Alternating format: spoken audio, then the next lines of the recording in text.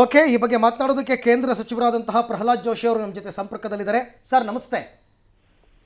ನಮಸ್ಕಾರ ಸರ್, ಈಗ CT ರವಿ ಅವರ ಪ್ರಹಸನ ನಿನ್ನೆಯಿಂದ ಹಿಡಿದು ಇಲ್ಲಿ ತನಕ, ಅದಾದ ನಂತರ ಹೈಕೋರ್ಟ್ ತತ್ಕ್ಷಣವೇ ಬಿಡುಗಡೆಗೊಳಿಸಿ ಅಂತ ಆದೇಶವನ್ನು ಕೊಟ್ಟಿರೋದು, ಇದ್ರ ಬಗ್ಗೆ ತಮ್ಮ ಅಭಿಪ್ರಾಯ ಸರ್?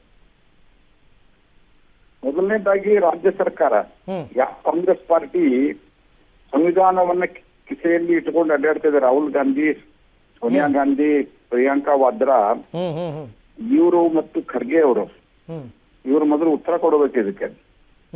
ಹೈಕೋರ್ಟ್ ಹೇಳಿದ್ದೇನೆ, ಯಾವುದೇ ನಿಯಮ ಪಾಲನೆ ಆಗಿಲ್ಲ, ಕ್ರಮ ಪಾಲನೆ ಆಗಿಲ್ಲ. ಹೌದು, ಆಗಿರುವಂತದ್ದು ಅಸೆಂಬ್ಲಿ ಕೌನ್ಸಿಲ್ ದ ಹಾಲ್ದಲ್ಲಿ. ಅದಕ್ಕೆ ಡೆಸಿಗ್ನೇಟ್ ಏರಿಯಾ ಅಂತ ಕರೀತಾರೆ ಇಂಗ್ಲಿಷ್ದಾಗ. ಆ ಡೆಸಿಗ್ನೇಟ್ ಏರಿಯಾದಲ್ಲಿ ಅಂದ್ರೆ ಅಲ್ಲಿ ಅಸೆಂಬ್ಲಿ ಮತ್ತು ಕೌನ್ಸಿಲ್ ನಡೆಯೋ ಹಾಲ್ ಅಂತ ಡಿಕ್ಲೇರ್ ಮಾಡ್ತಾರೆ. ಇದು ಎಲ್ಲದರ ಮಧ್ಯದಲ್ಲಿ ಅವರನ್ನ ಯಾವುದೇ ರೀತಿಯಾದಂತಹ ಸರಿಯಾದಂತಹ ಕ್ರಮವನ್ನ, ವಿಧಾನವನ್ನ ಅನುಸರಿಸಲಾರದೆ ಅವ್ರನ್ನ ಅರೆಸ್ಟ್ ಮಾಡ್ತಾರೆ. ಅರೆಸ್ಟ್ ಮಾಡಿದ ನಂತರ ಮೊದಲೆದ್ದು ನೋಟಿಸ್ ಕೊಡಬೇಕಾಗಿತ್ತು, ನೋಟಿಸ್ ಕೊಡ್ಲಿಲ್ಲ. ನೋಟಿಸ್ ಕೊಡ್ಲಾರ್ದೆ, ಎನ್ಕ್ವೈರಿ ಕರೀಲಾರ್ದೆ, ಯಾವುದೋ ಕಳ್ಳತನ ಮಾಡಿದಂಥವ್ರನ್ನ, ಗುಂಡಾಗರ್ದಿ ಮಾಡಿದಂಥವ್ರನ್ನ ಅವ್ರನ್ನ ಎತ್ತಿಕೊಂಡು ಹೋಗಿ ಅದಂತೆ ಅಸೆಂಬ್ಲಿಯಿಂದ ಎತ್ತಿಕೊಂಡು ಹೋಗ್ತಾರೆ. ಅದಾದ ನಂತರ ಹೋಗಿ ಬೆಳಗಾವಿಯ ಕಮಿಷನರ್ ಜುರಿಸ್ಟಿಕ್ಷನ್ ದಲ್ಲಿ ಬರ್ತದೆ. ಅದು ಬೆಳಗಾವಿ ಯಾವ್ದಾದ್ರು ಪೊಲೀಸ್ ಸ್ಟೇಷನ್ ದಲ್ಲಿ ಕೂಡಿಸಿ ಕೇಸ್ ಹಾಕಿ ಮ್ಯಾಜಿಸ್ಟ್ರೇಟ್ ಮುಂದೆ ಹಾಜರು ಮಾಡ್ಬೇಕಾಗಿತ್ತು. ರಾತ್ರಿ ಎಲ್ಲ ಓಡಾಡಿಸ್ತಾರೆ ಅಂತಂದ್ರೆ ಇವ್ರ ಉದ್ದೇಶ ಏನಿತ್ತು? ಇವ್ರ ಉದ್ದೇಶ ಅವ್ರಿಗೆ ಕಿರುಕುಳ ಕೊಡೋದು ಮತ್ತು ಅವ್ರಿಗೆ ತಲೆಗೆ ಗಾಯ ಆದ್ರೂ ಟ್ರೀಟ್ಮೆಂಟ್ ಕೊಡ್ಸಿಲ್ಲ ರಾತ್ರಿ. ಆಮೇಲೆ ಎಲ್ಲೇ ಒಂದ್ ಕಡೆ ಪಟ್ಟಿ ಹಾಕಿದ್ರು ಯಾರೊಬ್ಬರ ನರ್ಸ್ ಕರೆದು. ಅದು ಸೀರಿಯಸ್ ಇಂಜುರಿ ಆಗಿದ್ರೆ ಏನ್ ಮಾಡ್ತಾ ಇದ್ರು? ಮತ್ತು ಇವ್ರಿಗೆ ಧಾರವಾಡ ಜುರಿಸ್ಟಿಕ್ಷನ್ಗೆ, ಬಾಗಲಕೋಟ್ ಜುರಿಸ್ಟಿಕ್ಷನ್ಗೆ ಕರ್ಕೊಂಡು ಹೋಗ್ಲಿಕ್ಕೆ ಈ ಅಯೋಗ್ಯ ಕಮಿಷನರ್ಗೆ ಅಧಿಕಾರ ಕೊಟ್ಟವ್ರು ಯಾರು? ಅವರು ತಮಗೆ ತಾಮೇ ಕಾನೂನು. ಅವರು ಆ ಕಮಿಷನರ್ ಅವರು, ಆ ಕಮಿಷನರ್ ಬುದ್ಧಿ ಬೇಡವಾ? ನಾನೊಬ್ಬ ಸರ್ಕಾರಿ ಅಧಿಕಾರಿ ಅನ್ನುವಂತ ಬುದ್ಧಿ ಬೇಡವಾ ಆತನಿಗೆ? ಏನು ತಪ್ಪಾಗಿದೆ ಅನ್ನುವಂಥದ್ದನ್ನ, ತಪ್ಪಾಗಿದ್ರೆ ಅದನ್ನ ಕೋರ್ಟ್ ಎನ್ಕ್ವೈರಿ ಮಾಡ್ಲಿ, ನೋ ಬಡಿ ಇಸ್ ಅಬೌವ್ ಲಾ. ಹೌದು. ಬಟ್ ಈ ಸರ್ಕಾರ ಮತ್ತು ಅಲ್ಲಿನ ಮಂತ್ರಿಗಳು ಮತ್ತು DK ಶಿವಕುಮಾರ್ ಅವರು, ಸಿದ್ದರಾಮಯ್ಯನವರು ಇದಕ್ಕೆ ನೇರವಾಗಿ ಜವಾಬ್ದಾರರು ಇದಕ್ಕೆ. ಹಾಗಾಗಿ ವಿಶೇಷವಾಗಿ ಪೊಲೀಸ್ ಅಧಿಕಾರಿಗಳು ಅವರು ಸರ್ಕಾರಿ ಅಧಿಕಾರಿಗಳಂತೆ ವರ್ತಿಸಲಾರದೆ ಕಾಂಗ್ರೆಸ್ಸಿನ ಕೈಗೊಂಬೆಗಳಂತೆ, ಕಾಂಗ್ರೆಸ್ಸಿನ ಏಜೆಂಟರಂತೆ ಏನು ವರ್ತಿದ್ದಾರೆ. ಕಾಡಿಗೆ ಕರ್ಕೊಂಡು ಹೋಗಿದ್ದಾರೆ. ಕಾಡಿಗೆ ನಿನ್ನೆ ರಾತ್ರಿ ಅಂತ ನನಗೆ CT ರವಿ ಅವರು ಫೋನ್ದಲ್ಲಿ ಮಾತನಾಡ್ತಾ ಹೇಳಿದ್ರು. ಯಾವುದೋ ಒಂದು ಯಾವುದೋ ಕ್ವಾರಿಯಲ್ಲಿ ಹತ್ರ ಕರ್ಕೊಂಡು ಹೋಗಿದ್ದಾರೆ. ಉದ್ದೇಶ ಏನು? CT ರವಿ ಕೊಲ್ಲೋದಿತ್ತ? ನಿಮ್ಗೆ ಕೊಂದು ಹಾಕೋದಿತ್ತ? ಏನ್ ಮಾಡ್ತಾ ಇದ್ದಾರೆ ನೀವು ಸರ್ಕಾರದವರು? ಮತ್ತು ಈ ಪೊಲೀಸ್ ಕಮಿಷನರ್ಗೆ ನಾನೊಬ್ಬ ಸರ್ಕಾರಿ ಅಧಿಕಾರಿ ಅಂತ ಅನ್ನೋದಾದ್ರೂ ಇವನಿಗೆ ಗೊತ್ತಾಗೋದು ಬೇಡವಾ? ಯಾರೋ ಫೋನ್ ಮಾಡಿ ಇನ್ಸ್ಟ್ರಕ್ಷನ್ ಕೊಡ್ತಾ ಇದ್ರಂತೆ ಸರ್. ಅಲ್ಲ, ಅವ್ರು ಫೋನ್ ಮಾಡಿದ್ರೆ ಇವ್ರಿಗೆ ತಿಳಿಬೇಕಲ್ಲ. ಫೋನ್ ಮಾಡೋರ್ಗೆ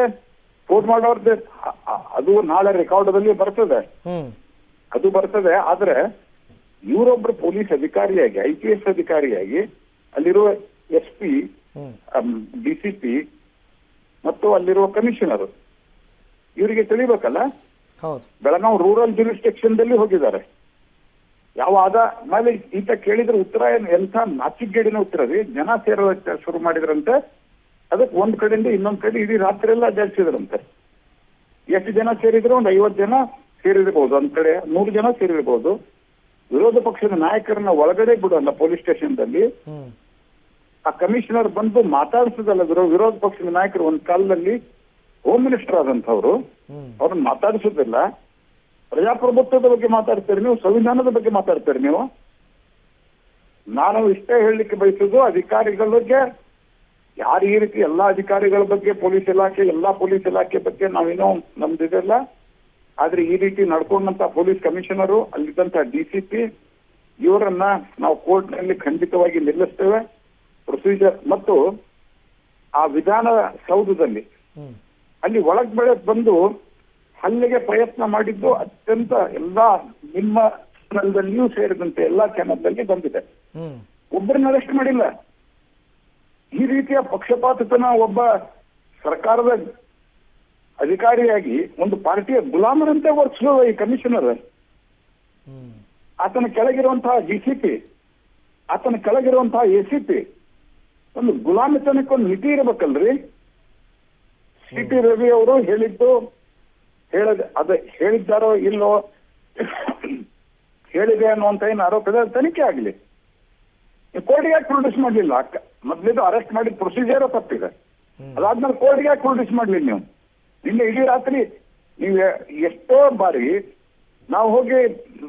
ನಾವು ಹಿಂದೆಲ್ಲ ಎಜಿಟೇಷನ್ ಮಾಡಿದಾಗ ರಾತ್ರಿ 10 ಗಂಟೆ 11 ಗಂಟೆ 12 ಗಂಟೆಗೆ ನಮ್ಮನ್ನ ಮ್ಯಾಜಿಸ್ಟ್ರೇಟ್ ಅವ್ರನ್ನ ಎಬ್ಬಿಸಿ ಅವ್ರ ಮುಂದೆ ನಮ್ಮನ್ನ ಪ್ರೊಡ್ಯೂಸ್ ಮಾಡಿದ್ದಾರೆ. ನಾವು ಹೋರಾಟ ಮಾಡ್ತಾ ಇದ್ದಿರ್ಬೇಕಾದ್ರೆ ನಾವು ಇವ್ರಂಗೆ ಕ್ರಿಮಿನಲ್ ಕೇಸ್ ಮಾಡ್ಯಾರು ಕಾಂಗ್ರೆಸ್ ಅವ್ರ ಜೊತೆ ನಾವು ಜೈಲಿಗೆ ಹೋಗಿಲ್ಲ. Yes sir. ನಮಗೆ ಆ ಸಂದರ್ಭದಲ್ಲಿ ಅವತ್ತು ರಾತ್ರಿ ಎಲ್ಲ ಪ್ರೊಡ್ಯೂಸ್ ಮಾಡಿದ್ದಾರೆ. ಅನೇಕ ಸರ್ತೆ ರಾತ್ರಿ ಪ್ರೊಡ್ಯೂಸ್ ಮಾಡಿದ್ದಾರೆ. ಸುಪ್ರೀಂ ಕೋರ್ಟ್ ಅನೇಕ ಸರ್ತೆ ರಾತ್ರಿ ಬಾಗಿಲು ತೆಗೆದು ಎನ್ಕ್ವೈರಿ ಮಾಡಿದೆ. ಇವ್ರು ರಾತ್ರಿ ಅವ್ರನ್ನ ಪ್ರೊಡ್ಯೂಸ್ ಮಾಡಲಾರದೆ ಆ ರೀತಿಯಾಗಿ ಅವ್ರನ್ನ ನಡೆಸಿಕೊಂಡು ಒಬ್ಬ ನಮ್ಮ ಹಿಂದೆ ರಾಷ್ಟ್ರೀಯ ಪ್ರಧಾನ ಕಾರ್ಯದರ್ಶಿ ಆಗಿದ್ದವರು, ಮಂತ್ರಿ ಆಗಿದ್ದವರು, 4 ಸರ್ತೆ MLA, ಈಗ ಪ್ರೆಸೆಂಟ್ MLC ಇರೋಂಥವ್ರನ್ನ ಈ ರೀತಿಯಾಗಿ ಒಂದು ದೌರ್ಜನ್ಯ, ಗುಂಡಾಗರ್ದಿ ಮಾಡುವಂಥದ್ದು ಇದು ತೀವ್ರವಾದಂತ ಅಕ್ಷಮವನ್ನ ಮಾಡಿದ್ದಾರೆ. ಹೈಕೋರ್ಟ್ ಆ ಪೊಲೀಸ್ ಕಮಿಷನರ್ಗೆ, ನಾನು ಹೇಳೋದು ಸರ್ಕಾರದಕ್ಕಿಂತ ಹೆಚ್ಚಾಗಿ ಆ ಪೊಲೀಸ್ ಕಮಿಷನರ್ಗೆ ಕಪಾಳ ಮೋಕ್ಷ ಮಾಡಿದೆ. They have slapped him.